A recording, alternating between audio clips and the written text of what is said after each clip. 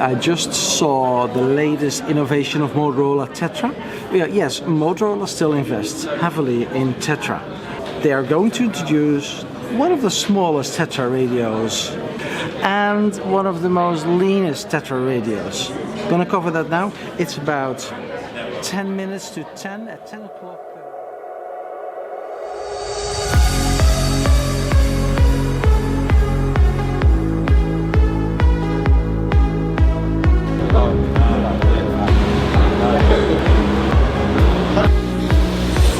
So Stuart, it's all great to talk about the device and to highlight the benefits of the device, but there's more, right? I think the design is pretty slim, but it's wide. You know, I don't have very big hands.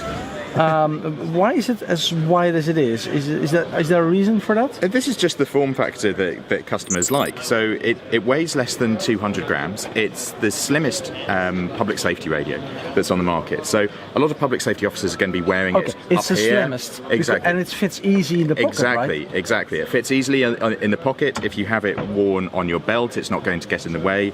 You've got the antenna that's partially built into the chassis of the radio itself. We call it the hybrid antenna design, which means that you've just got this short antenna. It's only 25 mils long that comes out the top of the radio. Is that enough? So absolutely. You get really good RF performance out of this radio. The market is clear. Yes.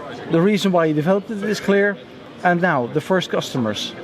Absolutely. You must have a launch customer, right? We do. We have a launch customer in Asia. The contract's not signed, so I'm not going to tell you who it is, but we do have a large public safety customer in Asia. It's public safety? We have a large public safety customer. A large public safety customer.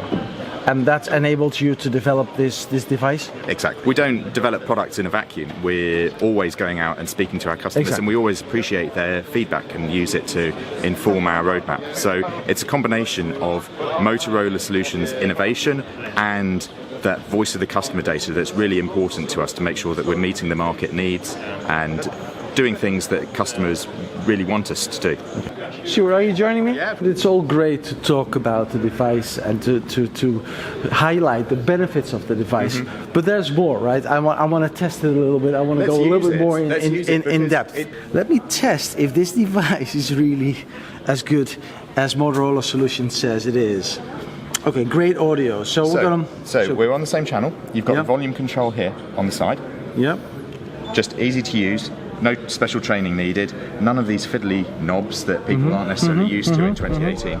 We've got the buttons on the side for changing the volume. Okay. All right. So for first things first, just talk, right? So Stuart, this is Gert-Jan Wolf. So it's a bit loud. A little bit loud. That's really loud. Stuart Longley. Here's Gert-Jan Wolf. Come in. Hello, Geert. How are you?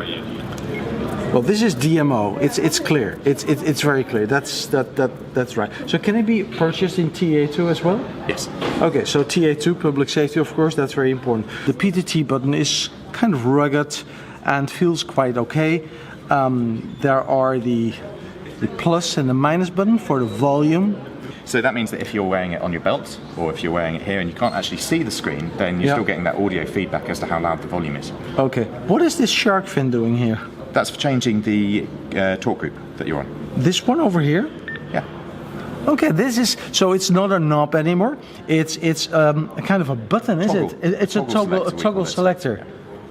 That's smart. As contacts, favorite talk groups, networks, BT set. What is BT settings? Bluetooth settings, of course. It's got built-in Bluetooth so that you can use audio accessories. Okay, so what strikes me is that it is a very slim device, as you said, but it's also easy to use. There's not that many buttons. Absolutely. And I don't like buttons on the radio, and I guess a lot of other public safety officers don't like the buttons on the radio, and they even don't use the buttons on the radio. And you're picking it up and using it without having had any training on this device, and that's one of the concepts behind it, is that we don't need to put people through complex training courses simply to pick up their radio and use it for their day-to-day tasks. It lets them focus on the tasks that are actually important to public safety officers rather than worrying about the controls on their radio.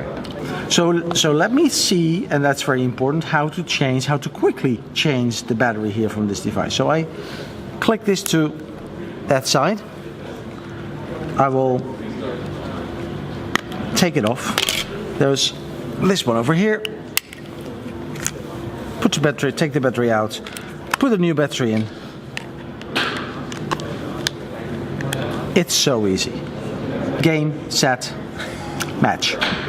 That little lock is for the IP67 sealing, so it's a fully waterproof radio, even with this back cover that's removed. Fully waterproof? Fully waterproof. I see some water over there. Let's go out. Let's Okay. go out. Let's go out. The only way to find out if this device is really as rugged as Motorola Solutions says is to do a drop test. And that's exactly what we're going to do right now. We're going to drop this radio onto the concrete floor over here. Stuart is going to take a look at it. I know a place, Stuart, where we can do the drop test. Okay, thanks, Smith. He doesn't know exactly where we're going to.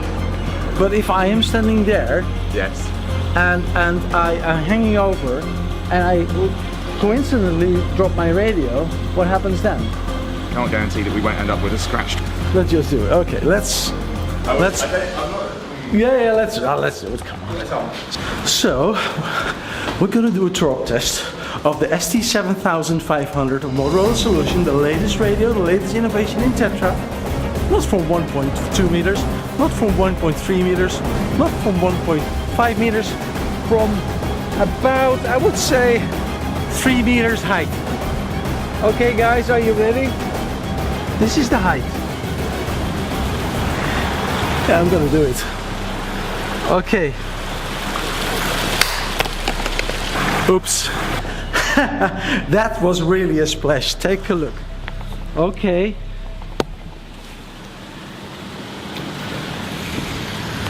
Okay, so let's put it on.